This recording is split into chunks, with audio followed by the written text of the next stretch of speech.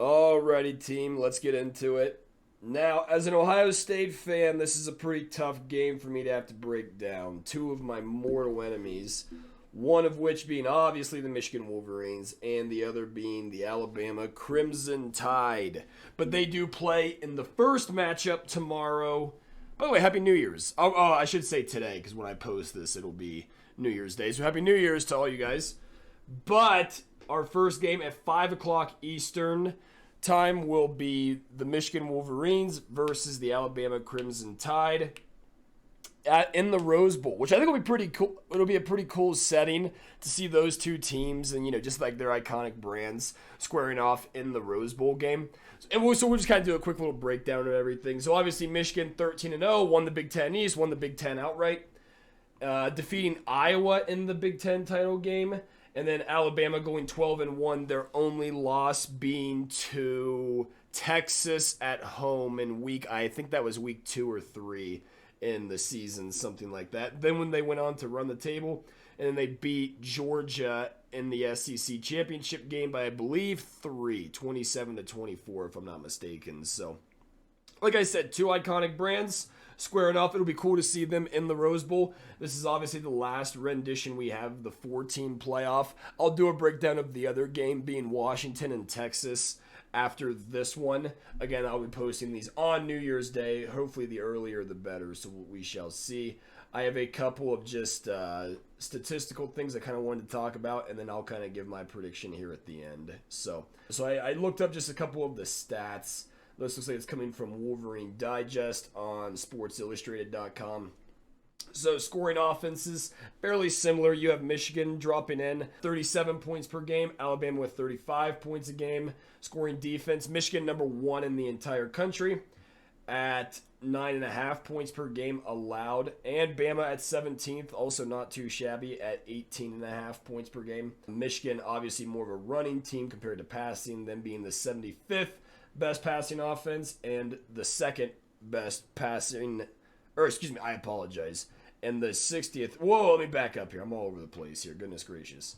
These stats are surprising actually for Michigan. They're the 75th best passing offense and the 60th best rushing offense. I was thinking where it says for their passing defense being second. I thought that was going to be that was going to be their rushing offense, but it's not. So yeah, I'm kind of surprised to see that considering they do have a pretty good, 14th best scoring offense, to see them being 60th and 75th. But I guess when you're a pretty balanced team, that's kind of how it goes. So obviously Michigan's strengths are obviously their defense. So like we said, second in passing defense, 6th in the country in rushing defense. Pretty darn good. Be perfectly honest with you, pretty darn good. Bama, nothing really overly jumps off the page. They're also a better defensive team compared to offensive with their ranks. But should be noted that their offensive ranks, both in passing and rushing, are in fact better than Michigan's. I never know how to grade this, with like the schedules that they play, different things like that. I never know. And, so many different games go so many different ways where Michigan can just bludgeon opponents and, kind of bleed the clock out a little bit. Bama may go against LSU, then all of a sudden you have to win a game where it's the first one to reach 40 wins the game, right? Something like that. All in all, though, two obviously really ultra talented teams, really, really well coached teams. Let's see, turnover battle. Michigan's only lost 7 on the year. Bama only lost 10 on the year. Pretty darn good. Michigan's forced 24 turnovers. Alabama has forced 18. Pretty darn good as well. I thought this was a pretty telling stat as well as Michigan. J.J. McCarthy has only been sacked 18 times on the year, whereas Jalen Milroe or whoever their quarterback has been for Bama, because I know they had the quarterback kind of carousel going early on in the year, but they've been sacked 43 times. And that's probably also a product of when you have a really good athletic quarterback who's going to try to always scramble out of it to make the hero play sometimes, which isn't inherently a bad thing. But JJ's maybe a little bit more experienced, maybe throwing that ball away or throwing before the rush gets to him just because he is more experienced. So according to Pro Football Focus, overall grade, Michigan is number 1, Bama at number 2. If you go off of that, again, I never know how much stock to put into these per se, but you do have Michigan as the number 1 graded team and Bama as the number 2 overall graded team, which is kind of interesting, being that, people thought that Bama wasn't even supposed to get in this year. Offense, you got Michigan at 6th, Bama at 12th. Passing, 11th and 19th, respectively. Defense, Michigan is the first best defense. Alabama with the third. So, pretty darn good. It looks like then they're tied for, back-end coverage as well. So, impressive stats from both these teams. It kind of feels like a pick 'em, and I think Vegas has it similarly. I think the line is -2, if I'm not mistaken, between these two teams. So, it does feel like a pick 'em. I think I saw the line. So the way Vegas had it was over-under was 46, and Michigan was favored by 2. I'm not a math guy, but I think that has us at 24-22. Is what Vegas is kind of thinking. So hard to go against that. One thing of note that I think that it's hard to put a stat on this. And again, I am an Ohio State fan. I try my best to be as unbiased as possible. But I do think, and I think even Michigan fans would probably agree with us on this one, would be Jim Harbaugh has struggled in the bowl games where the prep involved leading up to the bowl game, right? We saw last year versus TCU.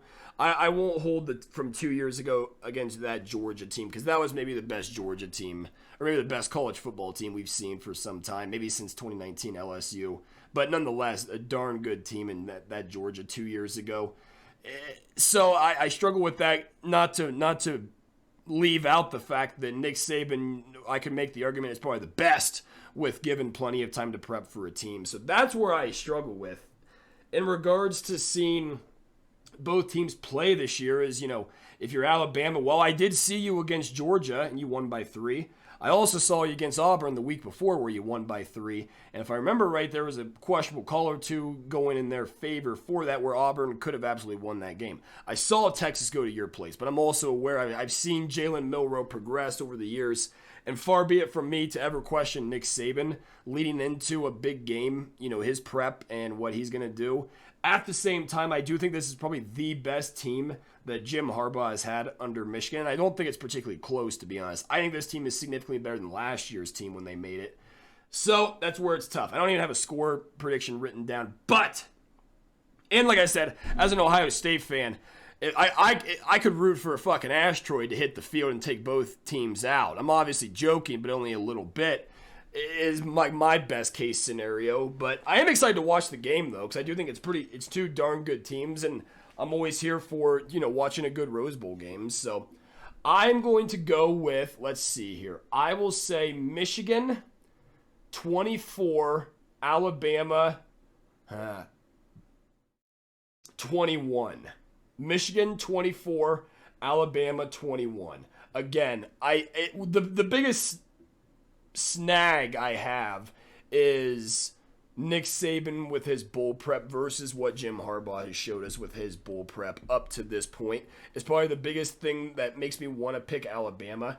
At the same time, I just think Michigan's defense is too good. I think they're going to give Jalen Milroe some fits, and I could see him kind of forcing some passes, trying to do too much when the pressure comes, and then, leading to like some fumbles, when he's trying to make things happen in the pocket, escaping pressure, things like that, and then could force him into a bad throw or not protecting the rock, and then he starts turning the ball over a little bit. That would be probably my biggest prediction for this game. So again, I'm going to say I think it was 24-21. Michigan wins it. That is my prediction for the game. Let me know down in the comments what you guys think is going to happen. I'm looking forward to watching the game. We could do potentially a post-game breakdown if you guys care to. I'm more than happy to if you guys would like. But I'm excited to watch this one. Like I said, I will do a breakdown of Texas, Washington before the game as well. I'll probably do that one in the morning, I guess. But yeah, we'll get this posted up to you guys. I'd love to know what you guys think is going to happen. And I'm excited to watch this game, and we'll see you guys there. See you guys in the next one as well. All right, everybody. Peace.